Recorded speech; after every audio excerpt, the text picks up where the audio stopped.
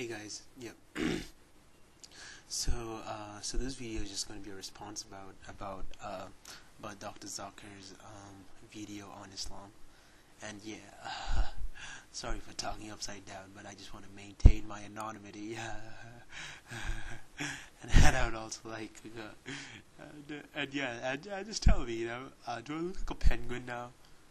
Do I look like a penguin? Do you feel like I'm a penguin? Do I look like a penguin? I guess not. Alright, yeah. To cut down from the monkey business, I would like to talk about the Quran. Alright, yeah. So this is what this Dr. Zakir guy was trying to say, and I really don't agree with him. I mean, he was talking about the whole probability thing. And he finally came to the conclusion that Islam was like 99.9% accurate, but there's actually a flaw in that, and the flaw in that is that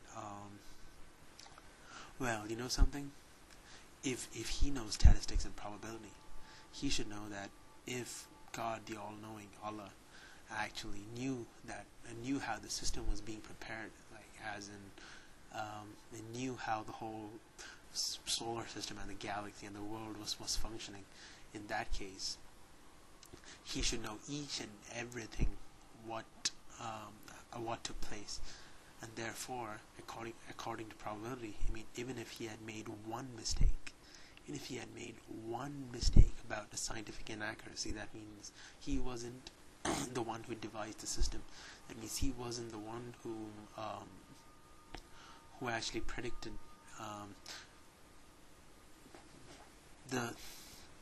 he wasn't the one who predicted an accurate system. Sorry, I just didn't have much to say. I mean, just because it doesn't really make sense. So yeah. So here you go.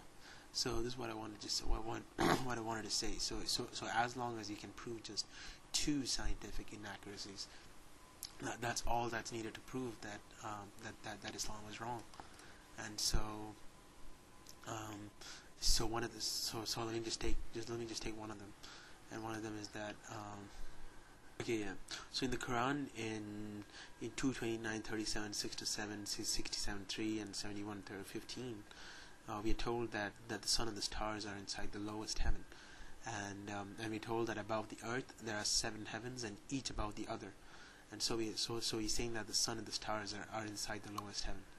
And he says that it just doesn't make sense. Firstly, just because I mean, it doesn't make sense as in.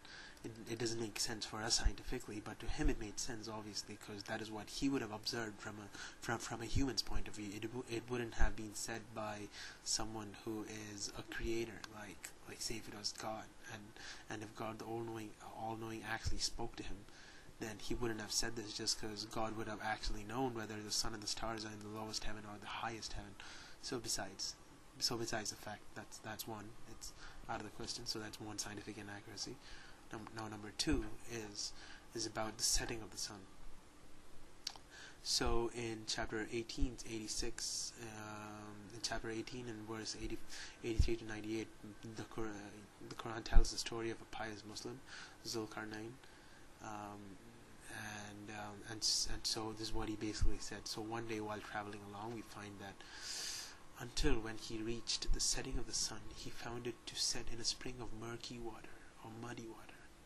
So he found that the sun sets in a spring of muddy water, and this is saying, so that means that this means that the earth is flat and the sun is quite small, and that's just something what someone from the ancient times, an observer, would say. I mean, it's not something scientific as what someone who's educated, or especially what God would say, knowing the whole system and how the whole system works. Now, I'm trying to, and another thing I would like to note is that I'm changing my voice right now, just so that no one can recognize me, especially no one whom I know, none of the Muslims whom I know, just because I just don't want to be in their bad side, but I just don't like the religion anyway. And so in any case, this is another thing. Well, I don't know, like, as when you have 2 scientific inaccuracies which are right there, and if you have another 99 other ones which are actually correct, even if there are two incorrect ones, it means that it wasn't said by the Creator. You know, it wasn't Allah who wrote it. Firstly, you guys have to consider the fact that the Quran, in fact Islam, is actually the last religion that has come out, which is one of the world's key religions, like say Judaism, Christianity, Hinduism, Buddhism, um, and Islam, right? So Islam is the last religion, and therefore Islam has been influenced by all other religions, and how much ever you Muslims deny that, it is the last religion. Therefore, it has had the advantage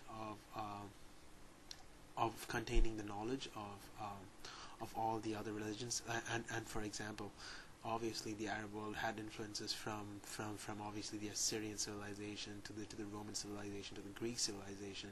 So obviously all the science which has been developed over that 600 years was there in Islam. I mean, was there in the Quran, and so Prophet Muhammad would have actually benefited from that.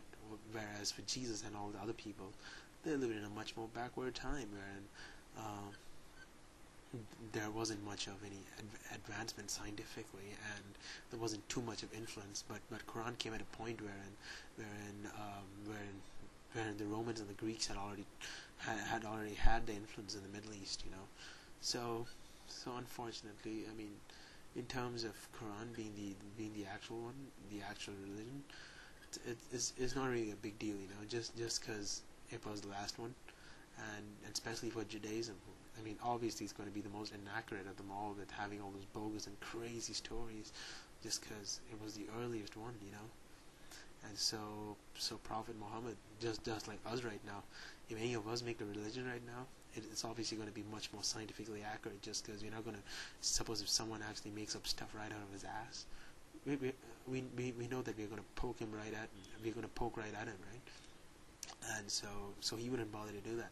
So if there's a religion now, it's going to be more of a philosophy, and it wouldn't be something like that, or like Islam, in which you've got these random stories, and you can just spring up thoughts out of your head. And in any case, as I was saying, so right now, if two things are wrong in Islam, that's all that's needed. Even if there are 100 other things which are right, just two things are enough to conclude that it wasn't said by the Creator. If anyone knows statistics, and if anyone knows that if someone did create a system, he should know everything about it. So if there's anything wrong, that means that it's wrong, you know. It wasn't by God. So there you go. Thanks. See you later, and I'm hoping for some criticisms and some comments. Thanks. And I'm sure I wasn't really arrogant with this. So just let me know. And by the way, I'm not Paki. I'm Indian, and I'm Muslim. So just go ahead. I just have to say, like, I'm just not going to keep a closed ear onto what people are saying, you know. And I don't like to just blindly accept things. So even though my parents don't like me about it, therefore, I mean, and besides, I'm not Indian from India. I'm from abroad. So yeah. So just let me know. All right.